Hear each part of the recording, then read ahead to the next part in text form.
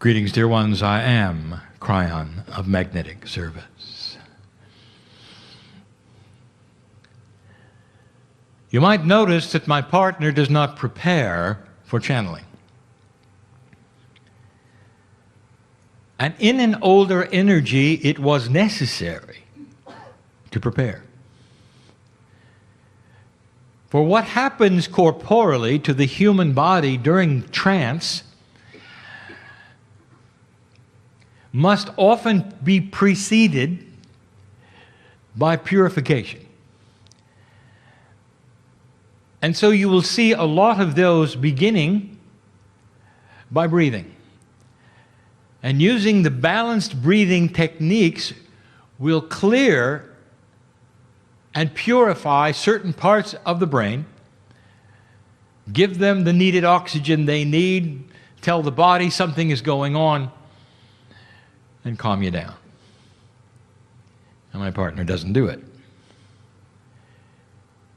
There are others who have said that a posturing of the human being in a certain attitude, the development of certain frequencies from meditation and toning would be needed in order to do what you hear now. And they'd be right. And all of it is good. And you don't see him do that either. And so it would lead some to say he's not doing it right, and others to say he's not doing it at all. And they would use this and tell you because they do not see the preparation, therefore it isn't real. And that is your discernment, is it not, dear ones? You're starting to see some big shifts, and my partner is aware of them, and 4 years ago, he made his. And 4 years ago, I asked him if he was ready for the next step, and he said, whatever it is. And that step was what we are talking about today. It is a melding of you and your higher self, so that corporally you don't have to do those things. You're already there. And what it does is to change the way you think, how you act, how you age, and so many things that you have not thought about or you're unaware of that are coming for the future. And so this particular channeling for the group tonight, and those who wish to listen right now, has yet again to do with the changes that are coming in the human being. It's an extension of the last channel we gave, or thereabouts, the last. It's an extension of the information about humans and how they're evolving. And before we get into it, we just want to pause a moment. I want to refine a concept for you of what is taking place right now. Where is my partner? Is he in the chair or not? The answer is absolutely. Where is my partner's consciousness while I channel through him? And an old energy will say, well, he had to go into the closet. He had to get away. Because it became a takeover of the body. And that's not true. You want to know where he is? He's right in front of you. I am using everything he has to deliver this message. And corporally, everything he has is filled right now with me. And that's the difference, dear ones. You don't throw a switch anymore and become something else or someone else or have messages from beyond that are not part of your consciousness. You have to understand where this is going. For the clarity and the purity, you're going to have to become it. And so the meld took place, and the difference in him is seen by some.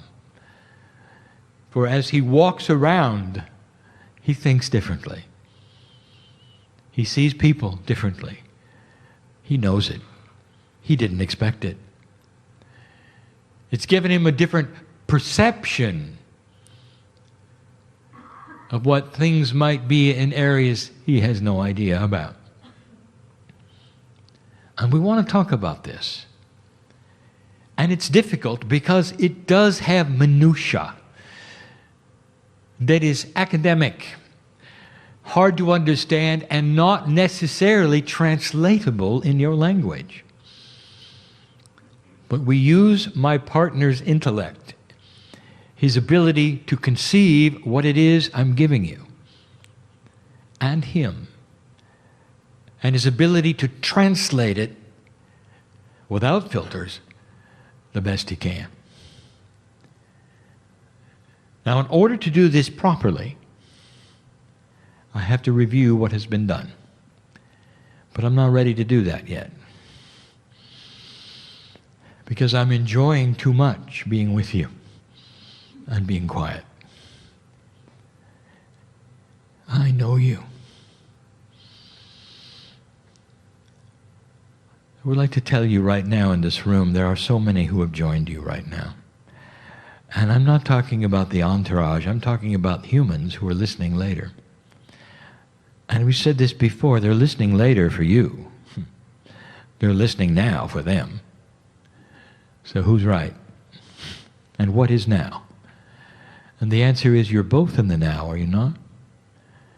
And so in an odd way that is not in 3D, you are joining together right now. Now. The ones listening later have a reality just like yours now. And so they're feeling what you're feeling. And you can't put it on a timeline.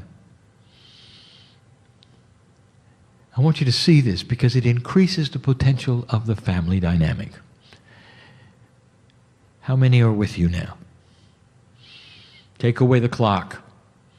Put it in a circle. Put time in a circle, a very small one, so everything happens at the same moment.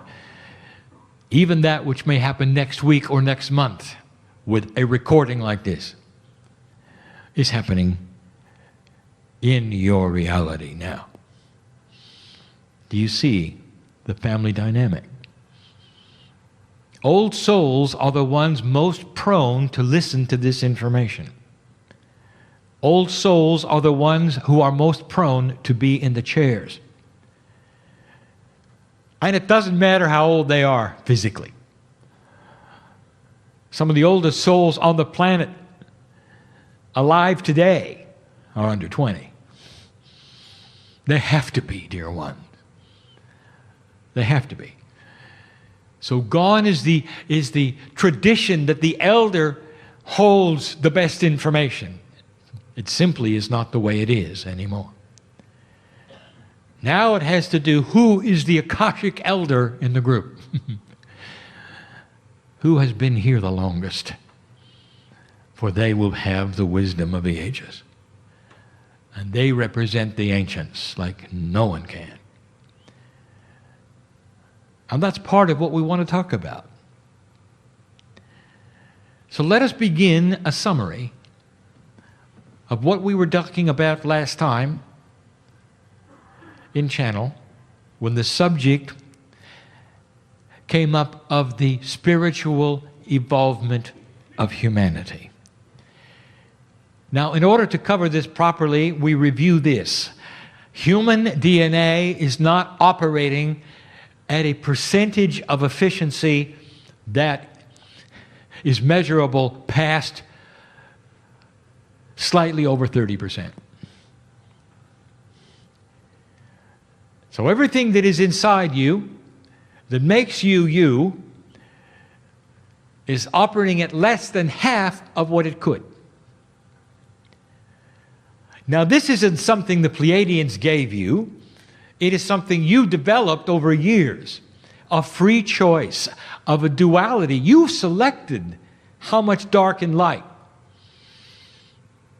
to put and where to put it You have selected how well you think and how much your societies are going to absorb the idea that compassionate thought will heal the planet. You select whether you're high-minded or medium-minded or even low-minded. This is the freedom of free choice of the planet.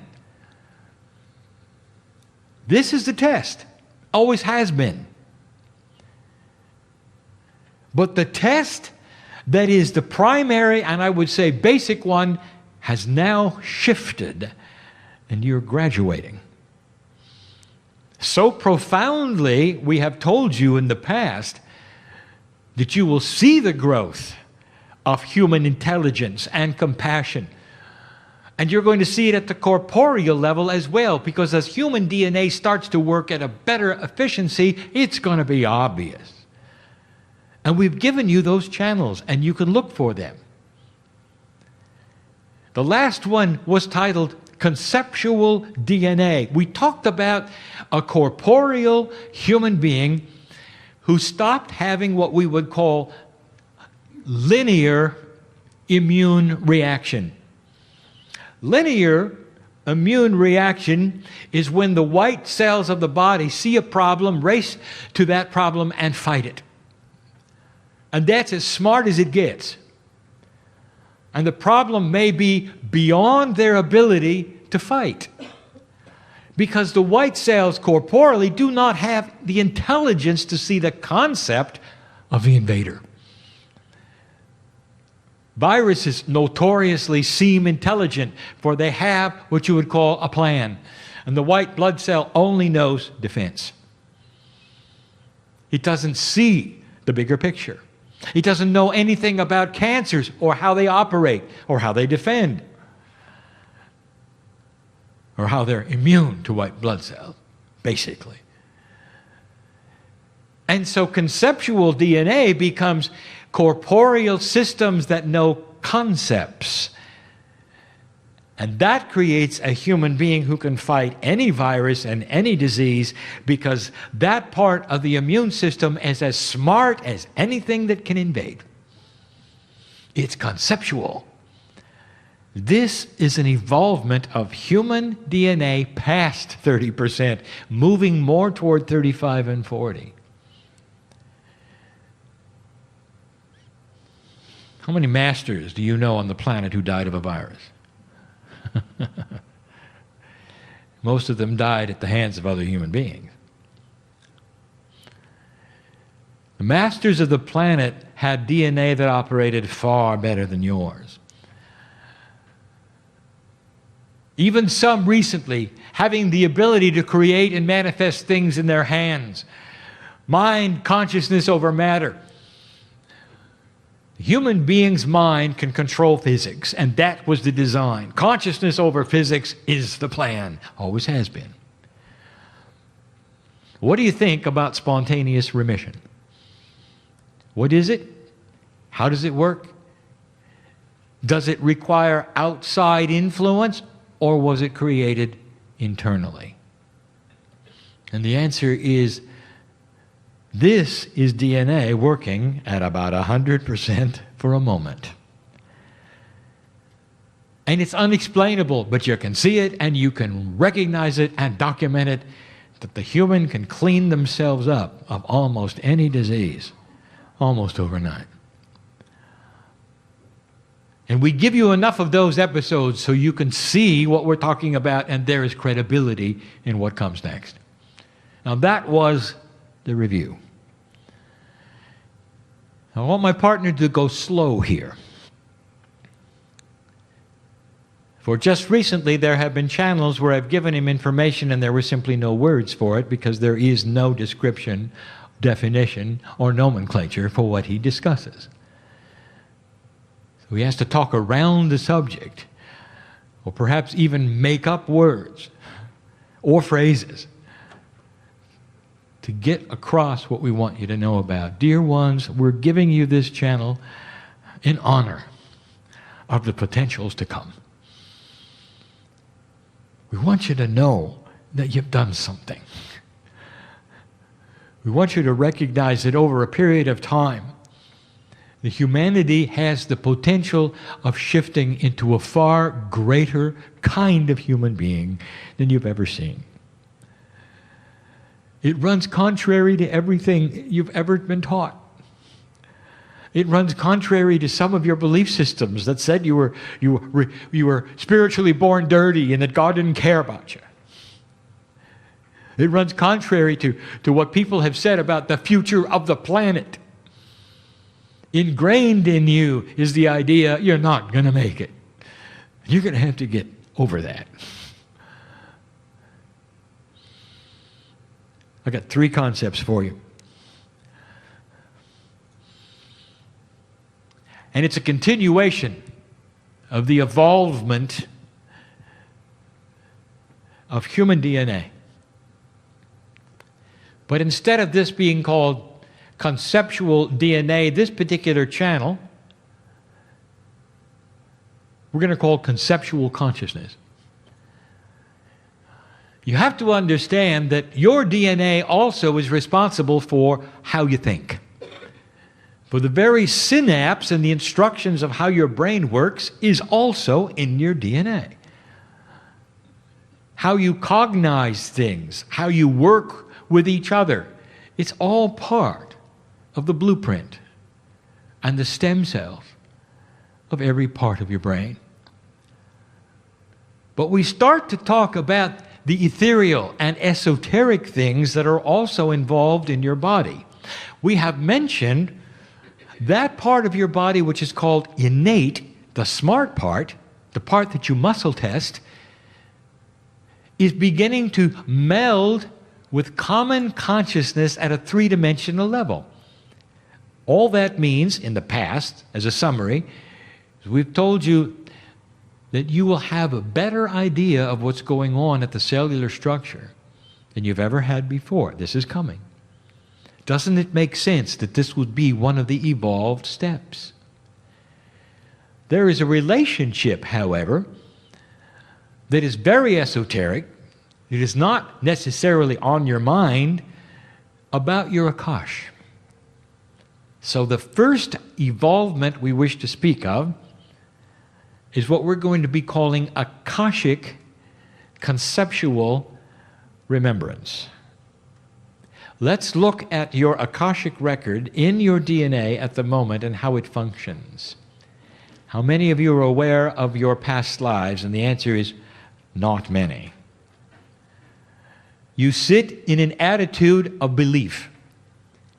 And you know you're an old soul, but you cannot necessarily do what a past life reader does and pull out the ones that are most important, most dramatic, or that perhaps you have to heal. At the moment, the Akashic remembrance in your cellular structure is not all that smart. All it gives you is that which sticks out because it was dramatic. For light workers, it gives you lack of self-worth. Because the things that stick out, old souls, are the times that you've had trouble with spiritual things. Are you aware of that? And so you sit in an audience and you have something in common, which we have discussed before. Now, why is that? And that is because there is a linear remembrance in your Akash that only allows for the problems to stick up. And the good parts, they get beat back by the dramatic parts.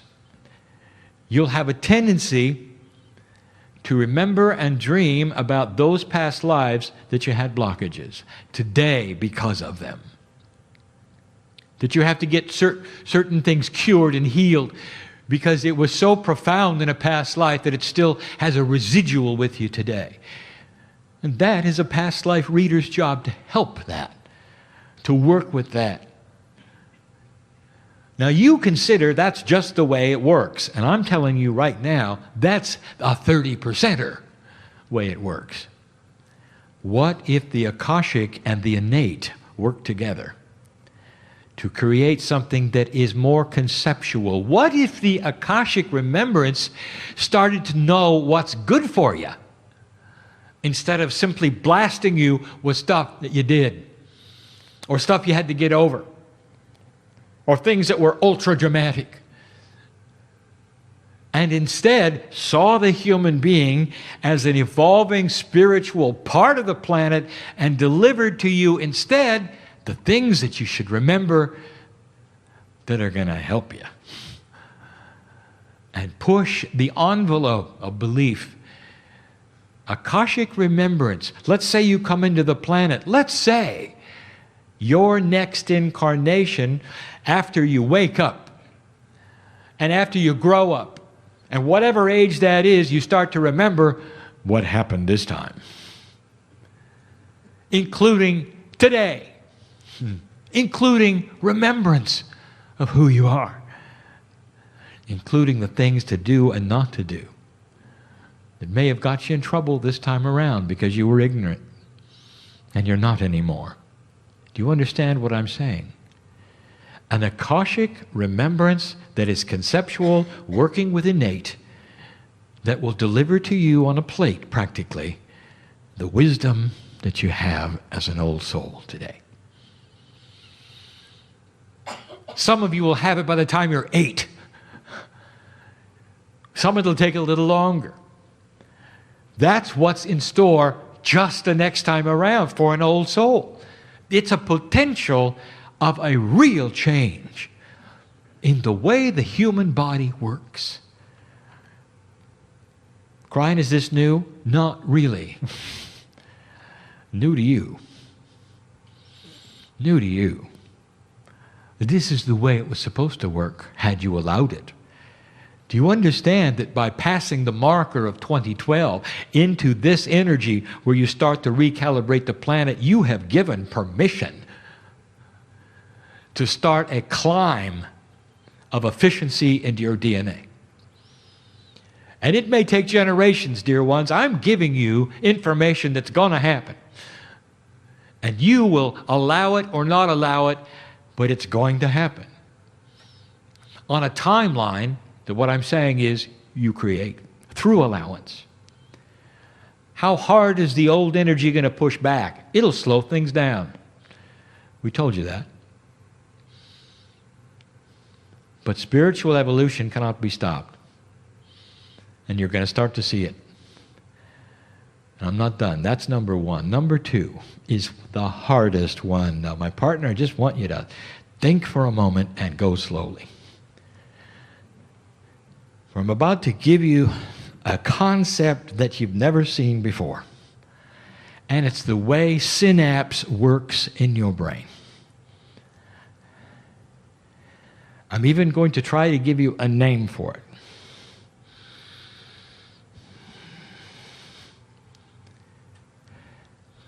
Future potential reasoning. Future potential reasoning. I'll go slow. The way human beings think at the moment is linear. Now, the brain is a beautiful computer, and it's the fastest thing you have. You're not aware of what it goes through. But let me just briefly tell you that the human brain is based upon experiences.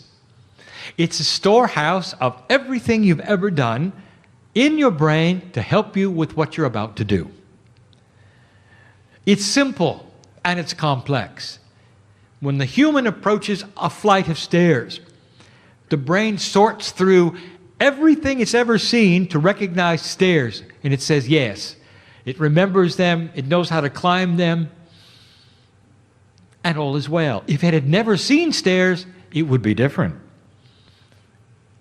As a child, you can imagine how many experiences the child has to have in order to have these kinds of things occur to it. And so it is linear. No matter what you do, you are presented with all of the images and all of the memories. Your brain calculates for you what to do. You come into a room like this, you see other people, you see chairs. It's not a mystery. Your brain puts it in perspective. You know you can sit down, select. It's automatic. You have any idea the amount of computation power it takes to do that? Imagine sorting through life so you can sit in a chair. But that is what the brain does for you. And it's good at it. It's survival. It's protection. It helps you when you meet people to say the right things. Your brain sorts through reactions that you've had in the past to conversations or the right words, the way you look. And this is the linear brain at its best. And it suits you very well. Now I'm going to present something new. Let's talk about chess. The chess master sits at the board. Now this is a metaphor. And the board represents the puzzles and realities of life, which we're going to call 3D. You live and you walk in 3D, and the puzzles are based upon gravity, height, width, depth, and time. All of these things are your reality, and this is how you work. You've got to fit into all of them. And you do. And it's the chessboard of life. And before you make a move, as a chess master, what are you going to do? You are going to evaluate the potential reaction of your move. And there may be 5 or 6 of those, depending upon the puzzle before you. How many people are involved? Is it sitting in a chair? Is it talking to your boss? What is it? Now the chess master is not done. For he will look at the highest potential of what that might be, that reaction, and plan the move around that reaction. Now he's up to 2 moves. He is looking at the potential future of what might happen based upon his projections and experience and intuition. He's calling upon an innate ability that not many have. A mind that computes future potentials. Now he's on his 3rd move. What would happen if this took place and that took place and he moved here and there? What would that cause from those players around him on the puzzle? What might they do? What's the highest potential? What if they did nothing and gave him another potential? What would he do then? He's up to 4 moves. Do you see where this is going? You're not a chess master unless you got 5 moves ahead. You've got to look at every potential that might occur and what that opponent, that is to say, the one who has to interface with you, might do. Up to 5 moves. Can you imagine the brain power it takes for this? And then he moves his piece. The chess master has a certain amount of time to compute that, and he does, and he sits there, and you can watch his brain moving as he looks around the board and he examines life. Now I want to tell you that this is another aspect of what the human being is going to move into. And I'm going to show you why it's needed, and I'm going to give it to you in the most practical way I can.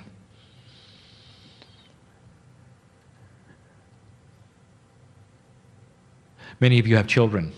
So let's do this as a metaphor. 2 siblings, approximately a year to a year and a half apart, are together. And the dynamics are often the same. It doesn't matter whether they're brothers or sisters or brothers or sisters. They are sitting perhaps at the table, and one does something the other one doesn't really like. He hoards food, won't give the piece of the cookie, whatever. Parents, you see this many times. And so the other one is irritated. Will try to grab the candy. The other one will grab it back. Then the other one will swat the other one, and the other one will swat him back. Soon there's a contest going on. Perhaps even temporary uncomfort and injury. Crying, drama, and mama comes to step in. I think you're familiar with the scenario. And it's endless, is it not? And it goes on all the time until some maturity comes in, or until they separate. Now I want to run the process again. And I want you to pretend that these children have evolved in a way that I have just described is possible. The one child does something the other child does not like. Same scenario. But right away, instead of grabbing the candy, if the child has intuitive,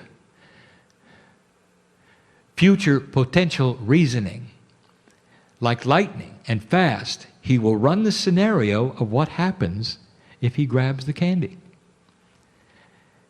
He may not have the experience or the maturity, but he'll have potential reasoning. And he will see that it will end badly.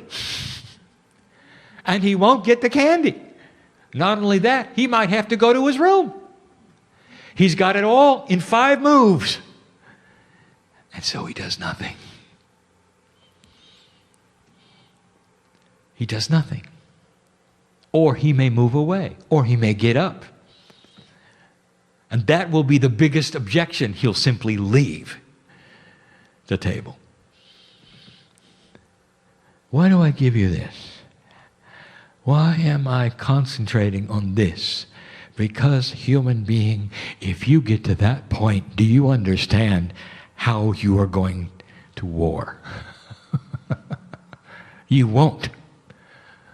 Because you will know the future projection of death, destruction, sorrow, and a bad outcome. And it'll be in your mind, like the chess player can see it unfolding, and you're not going to go there, and that will be intuitive. Do you understand what this is? A human race whose propensity will be to walk away. And I'm telling you, this is not that far away. Have you seen the holdouts that you have right now in the world, in the various countries that still want to make trouble? And you got to look at them and you go, where are you? And why don't you join the earth? That's not what we do anymore. It's already occurring. That's a hard one. Relationships. You don't have to guess anymore. You can see it. It'll be instinctive and intuitive, future potential reasoning, lightning fast. You won't even know you have it, except that you'll think differently. When you meet somebody for the first time, there's a protocol that humans have. Uncertainty, sometimes fear. There's a wall between you. What if instead you were able to look inside and see the God in them first? And you saw, oh, it's family. That's intuitive. That's instinctive. It's coming. The very way you greet each other, what you can see within each other, how you love one another, it all is going to change. I can't tell you when. I can't even tell you you're going to be here in this corporeal body. That's up to you. But I can tell you this is what's happening. A third one, and we'll let you go.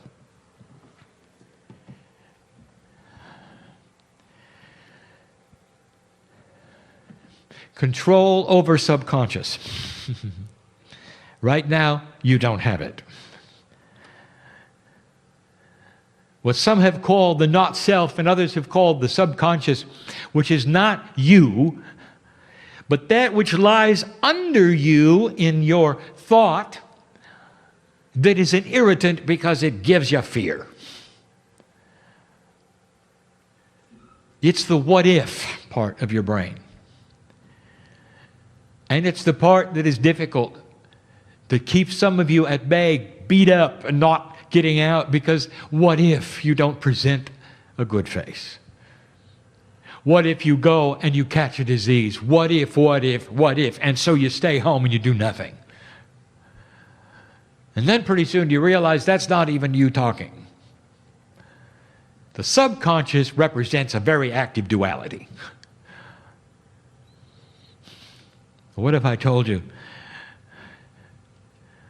that in this new conceptual human being, the conceptual part of your brain is going to see it for what it is and put it in the back seat where it belongs? That's a metaphor. And so as you move forward in life, you won't have the disturbing fears. To some of you, the agonizing doubts that you've tried to conquer all your life. I know who's here. Wouldn't it be nice to just identify it and put it away? And I'm telling you, that's the Nate's job, and it's going to work very well.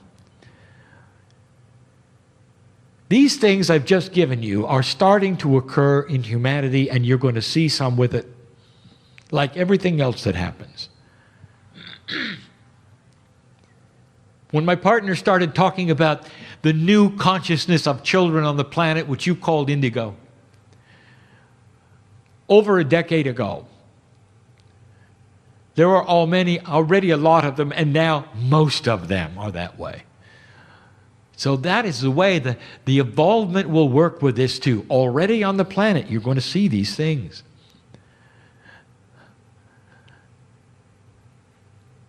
But within 10 to 15 years, the potential is that it's going to be a lot bigger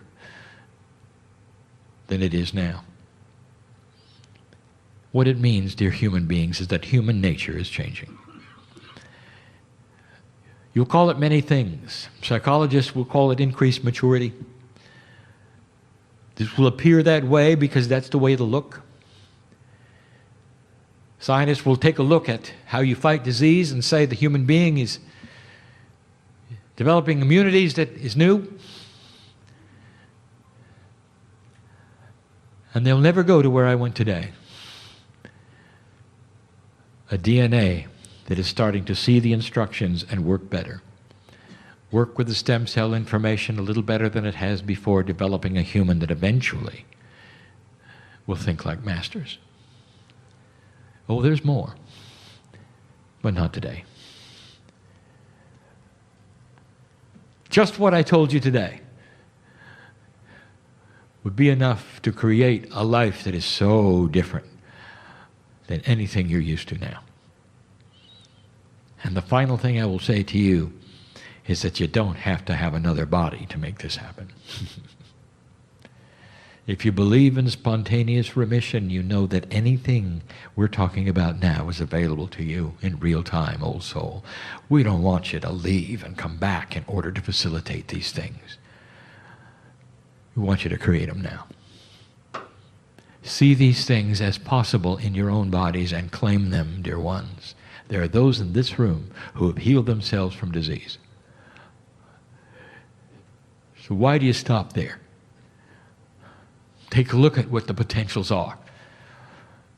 It'll change your countenance, your fears, how people see you, how you react or don't.